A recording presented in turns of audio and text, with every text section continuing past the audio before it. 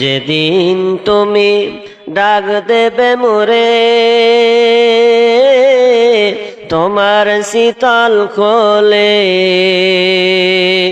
ঘুমায় পড়িব তোমারি বক্ষে, সারা বিশ্বের মায়া ভুলে ওগো কবর গাহের মাটি। দুনিয়ার সব মায়ার পিছনে তোমারে জেনেছি খাঁটি। তুমি পেতে দেবে হায় ধুলির আসন, জানাবে আদর কত তোমারি মাটিতে ঘুমায় পড়িব চিরজনমের মতো গো কবর গাহের মাটি। দুনিয়ার সব মায়ার পিছনে তোমারে জেনেছি খাঁটি ওগো কবর গাহের মাটি। রবে না সেদিন পিতার আদর, মাতার স্নেহের কল, বন্ধু স্বজনে ব্যথা অনুভূতি, শিশুদের কলরল। রবে না সেদিন পিতার আদর, মাতার স্নেহের কল, বন্ধু স্বজনে ব্যথা অনুভূতি, শিশুদের কলরল ওগো কবর গাহের মাটি। দুনিয়ার সব মায়ার পিছনে তোমারে জেনেছি খাঁটি ওগো কবর গাহের মাটি। প্রিয়তমা আর দেবে না মুখে সহগ মাখা চুম, ঘুমানোর পালা আসিবে যেদিন ওগো নিরালা নির্ঝুম। ধরণীর বুকে যত আশা আর চির সম্পদ যত, তোমারি মাটিতে একা যাবে হায় আমার দেহের মতো গো কবর গাহের মাটি। দুনিয়ার সব মায়ার পিছনে তোমারে জেনেছি খাঁটি। একই সকাল একই বিকাল কাটেনি যাদের ছাড়া, ভাবিতে পারিনি কেমন ইতিহাস পর হয়ে যাবে তারা। একই সকাল একই বিকাল কাটেনি যাদের ছাড়া, ভাবিতে পারিনি কেমন ইতিহাস পর হয়ে যাবে তারা। যেমনি একা একই আসিন ভাবে, একা একই যাব, যেমনি একা একই আসিন ভাবে, একা একই যাব। বিদায় কালে পথের সাথী কোথায় গো পাবো সাথী, চিরজনমের গো কবর গাহের মাটি। দুনিয়ার সব মায়ার পিছনে তোমারে জেনেছি খাঁটি ওগো কবর গাহের মাটি।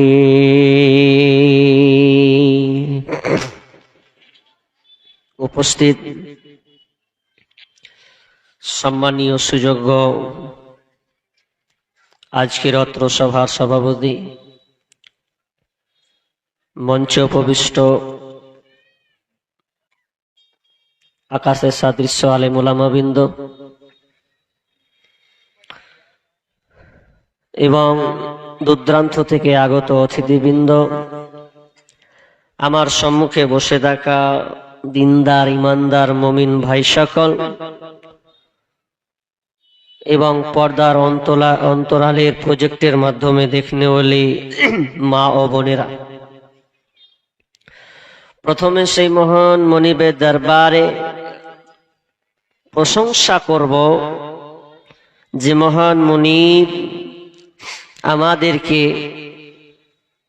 এক মসজিদ কেন্দ্রিক একটি সভা, যেই সভায় কিছু সংখ্যক লোককে বসিয়েছেন, সেই মহান মনিবের দরবারে আমরা প্রশংসা করব।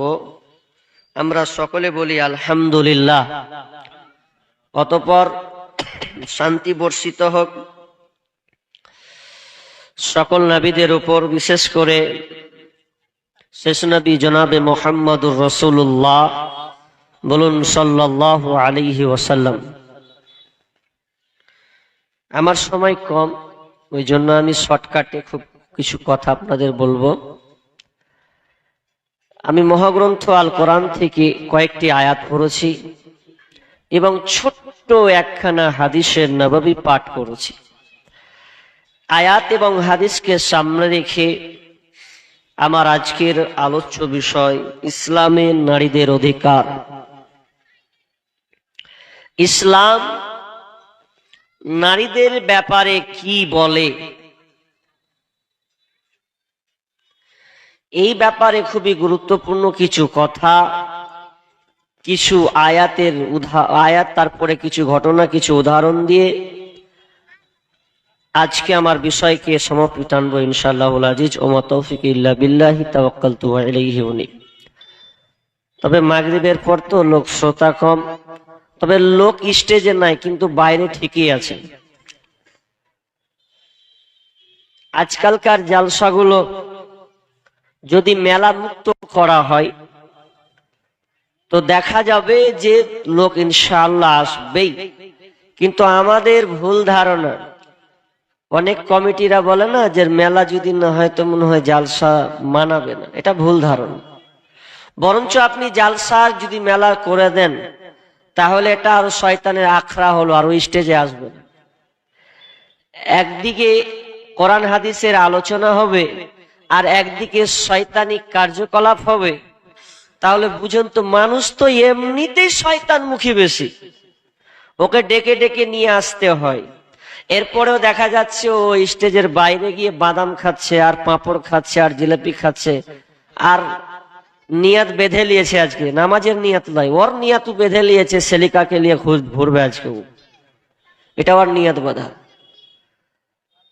তো সকল দিনী ভাইকে বলবো যারা এখনো রাস্তা পাটে ঘুরছেন, মেহেরবানি করে অন্তত আজকের দিন এই দোকান পাটে না থেকে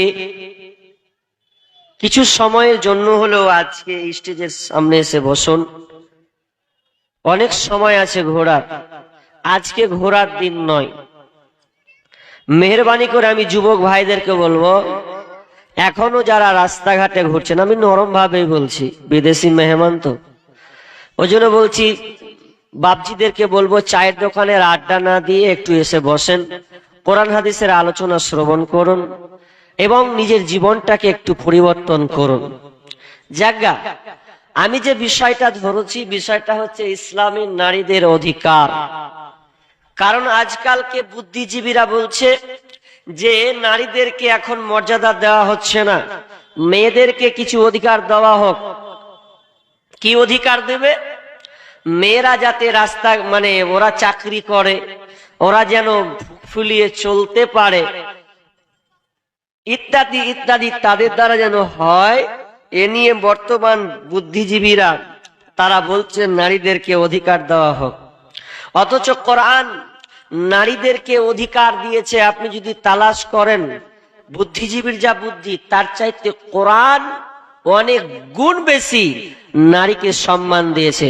তবে মাথা মোটা কিছু আছে, তারা বলছে সমান অধিকার চাই। সমান অধিকার এটা কোনোদিন হয়? এটা বলতে পারে যে নারীদের ন্যায্য অধিকার, নারী যেটা পাবে ওই জিনিসটা দেওয়া উচিত।